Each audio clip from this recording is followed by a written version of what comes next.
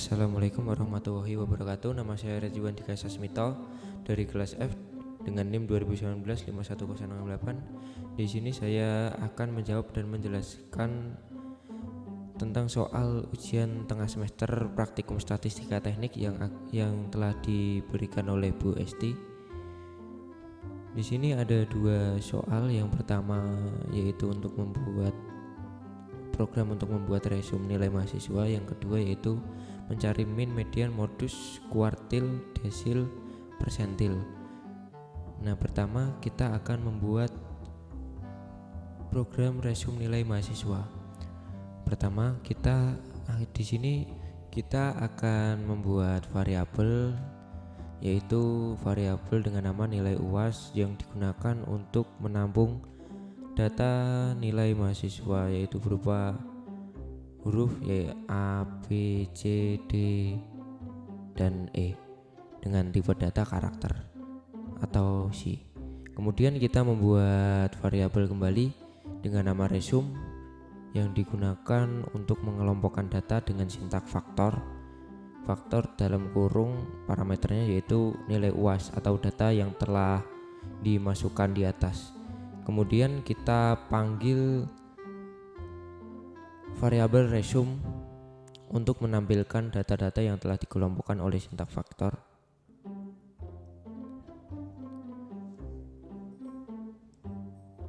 Nah, di situ sudah ada namanya level, ada A, B, C, D, dan E.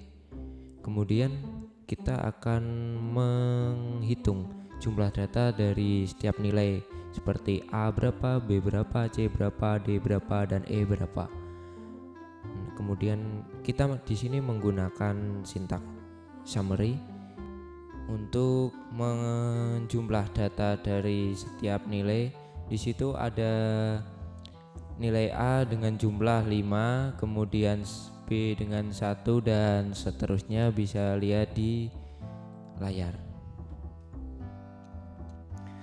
Kemudian kita pindah ke nomor 2 yaitu mencari mean, median, modus, kuartil 3, desil 8, dan persentil 80. Di situ sudah ada datanya. Kemudian kita di sini akan membuat tabel terlebih dahulu dengan sintak edit. Yang diedit yaitu data frame yang digunakan untuk menginputkan data yang berkolom atau yang punya baris juga. Di situ kolom pertama kita akan isi dengan data nilai, terus kolom kedua yaitu kita akan isi dengan frekuensi, kolom ketiga yaitu kita akan isi dengan nilai tengah,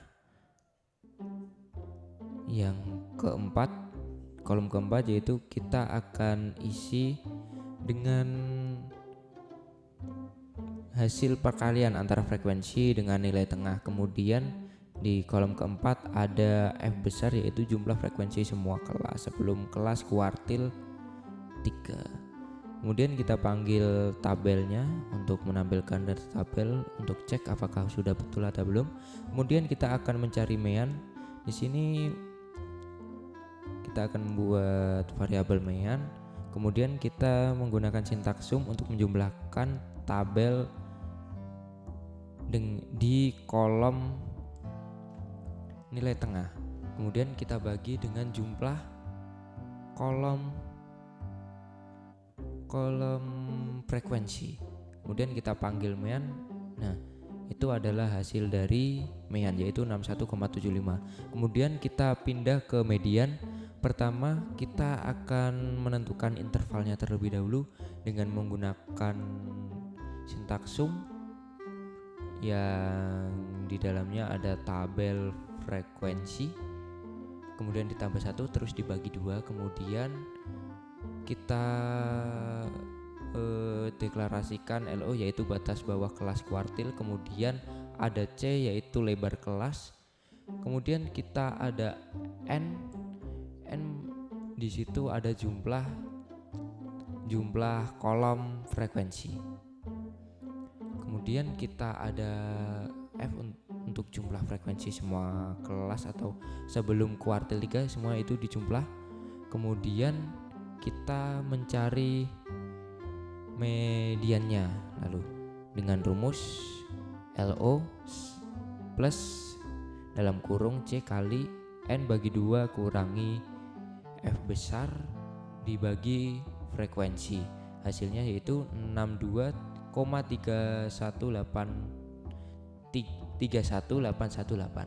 Kemudian kita mencari modus. Di sini kita akan menjabarkan langsung karena di atas sudah ada LO interval, semua sudah saya deklarasikan. Kemudian kita akan mendeklarasikan B1, B2.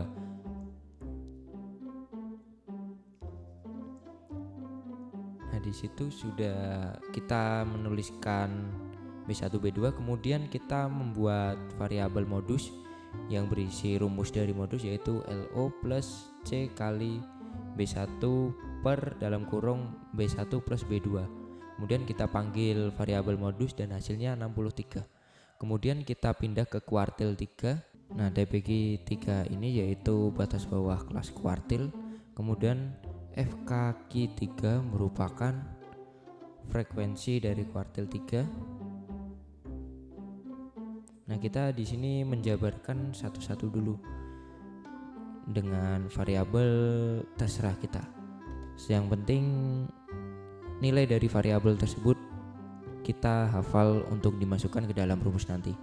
Nah, di situ sudah tertulis semua, ada variabel-variabel, ada interval, ada N yang merupakan penjumlahan dari tabel frekuensi. Kemudian kita tulis nama variabel kuartil 3 atau Q3, kita masukkan rumus yang sudah kita pelajari di teori. Di situ di mana untuk mencari kuartil yaitu batas bawah kelas kuartil ditambah lebar kelas dalam kurung I atau kuartil keberapa. Di sini 3 dikali N sudah dijabarkan di atas, kemudian dibagi 4, kemudian dikurangi oleh jumlah frekuensi semua kelas sebelum kelas kuartil 3. Kemudian kita bagi dengan frekuensi kelas kuartil 3. Nah, di situ sudah ada hasilnya yaitu 71,75. Kemudian kita pindah ke desil 8. Di desil 8 ini sama seperti di kuartil 3. Di soal di atas kita jabarkan terlebih dahulu variabel-variabel yang kita perlukan untuk menghitung desil 8-nya. Di situ sudah ada variabel TBD8, FKD8, FD8. Nah, di situ terserah, tidak harus seperti itu. Karena saya nyamannya seperti itu, saya kasih nama seperti itu. Kemudian sama seperti di atas, kita timpa variabel N dengan jumlah kolom frekuensi dalam tabel. Kemudian kita tulis rumusnya dari desil 8. Kita beri nama variabel dulu yaitu D8. Kemudian sama dengan di teori kita bisa mengimplementasikan ke dalam program ini dengan rumus desil, yaitu batas bawah kelas desil ditambah dengan lebar kelas, kemudian 8 ini desil berapa gitu dikali N dibagi 10, kemudian dikurangi jumlah frekuensi semua kelas sebelum kelas desil 8, kemudian dibagi frekuensi kelas desil 8, maka didapat D8 yaitu 74,25.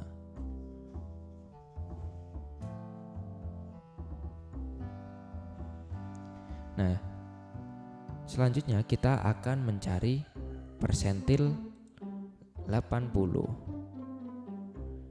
kita sama seperti soal-soal sebelumnya, kita akan mendeklarasikan terlebih dahulu variabel-variabelnya dengan nilai yang kita butuhkan. Di sini ada TBWP 80 dengan nilai 70,5. Terus ada FKP 80, itu juga terserah teman-teman semua. Kalau mau menggantinya silahkan, tidak apa-apa. Kemudian setelah semua terjabarkan atau terdeklarasikan setiap nilainya, kemudian kita masukkan rumus ke dalam satu variabel, yaitu kita kasih nama P80. Di dalam P80 terdapat rumus persentil yang ke-80.